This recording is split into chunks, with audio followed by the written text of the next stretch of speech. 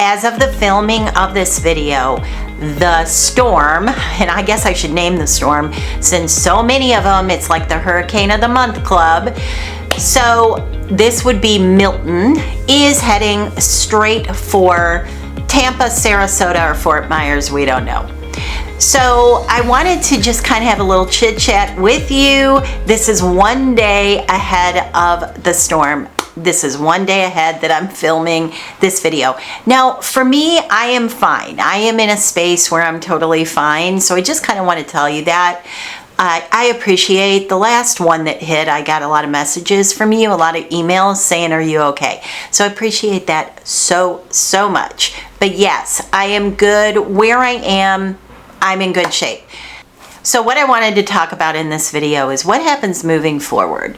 So aside from everything that everyone is going to go through after the storm, I already did a video on that literally last week. So you know what? Rinse, repeat. If you didn't see that video, rinse, repeat. You can watch that one, and these poor folks are going to go through it again. But what I wanted to talk about is real estate, because most of you watch this channel because you want to know the state of the real estate market. What's going to happen after these hurricanes? Are deals to be made? Do you feel like, you know, an ambulance chasing attorney? Do you feel like that if you want to get a good deal? So let me just say it to you this way. Everybody wants to get a good deal. And most people don't want to take advantage of anybody who has been affected, absolute destruction, and lost, you know, everything they have, and now, hello, I'm going to give you pennies on the dollar. That is never anyone's intention.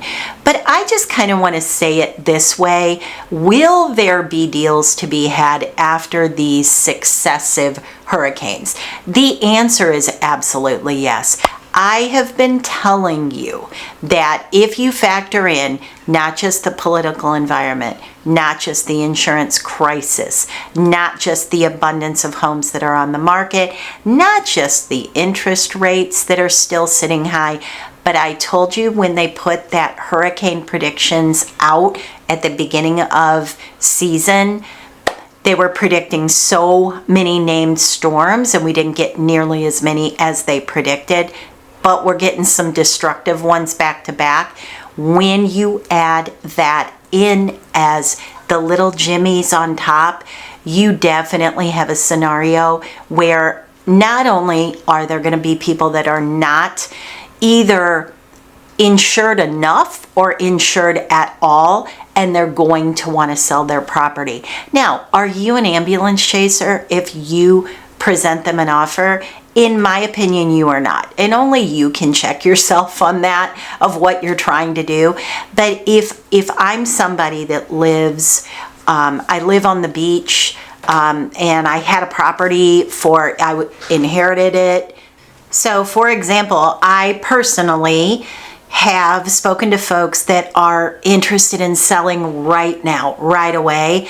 They lived on Treasure Island and they did not have insurance. The insurance on their home, they had a little 1950s frame home, and they just took the chance. They didn't self-insure. They saved the amount of money that they could and didn't anticipate something like this would happen.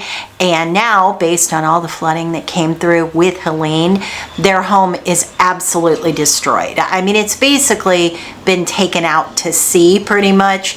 So they don't have the money to rebuild at all. They don't have the desire to rebuild. They are in their early 70s. They inherited the house, essentially. It was the house the wife grew up in, and they want to sell right now at land value. So they are actually requesting for me to bring them cash buyers. So that for them is a godsend. That's something that they want. So that you can't, sometimes you don't know what someone's motivation for selling is. Is it extremely sad and tragic that they've lost their home and essentially the wife's family home? Yes, it is, of course. And there's many situations like that going on. But what would be more tragic is if they couldn't sell that piece of beachfront land. So if it was worth absolutely nothing, what a nightmare would that be? There are actually some people also that I've spoken to that had it hit everywhere, right? So that whole area got hit. So there were some mobile home, manufactured home parks where people had a false sense of ownership because it was in a co-op. So in a co-op, what happens is that is not land ownership and that's not park rental. It's kind of like a hybrid between the two. So essentially, and all of them are set up differently, but generally speaking, in a co-op, you own a share in the company that owns the land. So your piece of land might be really, really close to the beach, and in this scenario it was, but your land value is maybe only $35,000, $45,000 because it's a co-op. So you don't recoup much. If you got 35, 45, even if you got double that, if you got, let's say you got somebody that would give you $80,000 for that, essentially that share, because in this community, these manufactured homes are just wiped out. They're worthless. And keep in mind that FEMA has set some rules. You can only do so much rebuilding on a home that got wiped out by a hurricane. So if the destruction is more than 50%, and they've got other rules. I'm being very general right now, but if the destruction, the rebuild is more than 50%, they're going to make you take it down. You have to take it down and start over. And some people don't want to do that. There are a lot of people that got hit in that area up in and around Treasure Island that don't want to do that. They're handy and they want to rebuild themselves and they can't do it. It's not allowed. So then you're in a position again where you have to look at your scenario and say, do I have to sell this at land value? So you don't always want to, feel like somebody that bought from someone that had that hurricane destruction, you don't always want to say that they're ambulance chasers because they might just be the answer to someone's prayers. So I know I zigzagged for a minute there. So with these manufactured homes, my point was, I kind of got off course there.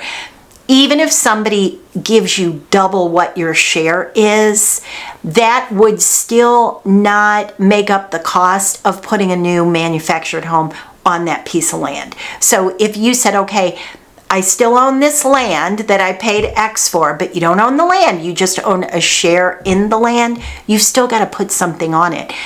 To give you an example, in Fort Myers Beach, that happened to a couple different co-op manufactured home communities. Well, now they're saying it has to be on stilts. There's all these regulations.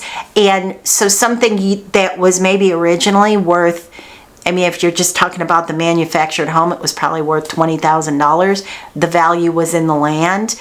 Well, now these people have this little plot of land that somebody is going to have to spend in the ballpark of $250,000 to put it up on stilts and build a brand new one. And it has to be today's specs. And there's all these new rules. So now that piece of land isn't really worth anything. There's a whole community there on Fort Myers Beach. No one can sell.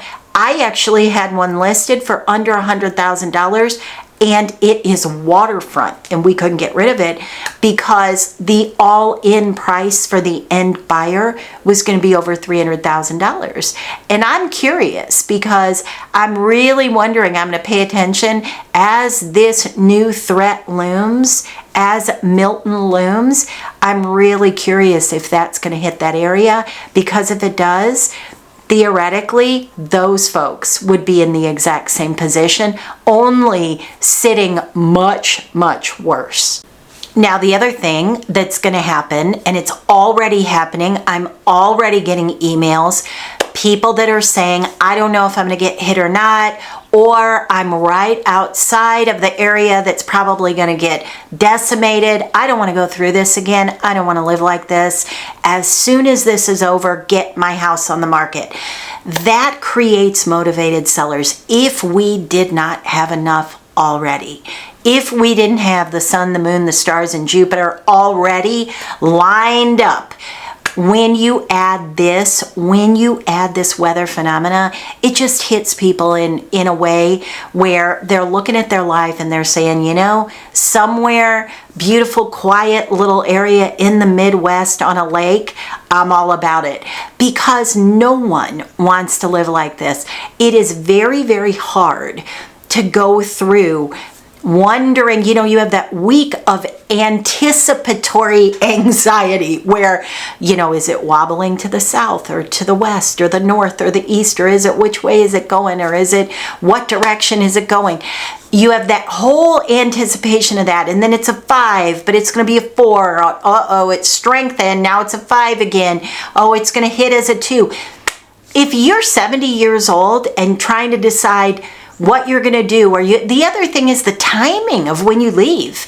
You know, if you leave when everybody else leaves, you've probably all seen this on the news, it is gridlock. It is gridlock. I know someone personally who, it should have been about an hour and a half drive. It took them 7 hours. People run out of gas on the road. You have medical emergencies because everything is fear-based. And when you're having those back to back to back, not fun. And there are people that will say, and a lot of people that will say, I'm done.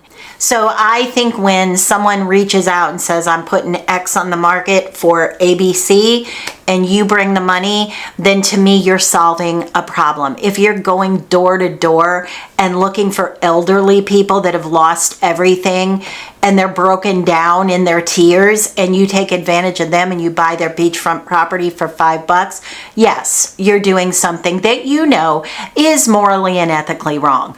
That's not what I'm talking about, and that is not mostly what's going on. What you're going to see, in my opinion, after Hurricane number 2, and we're going to see what it hits ground as, where it's going to hit, we're going to see. But even after Helene, there are a lot of people that are just done. They don't want to deal with it anymore. So you might be the answer to their problem.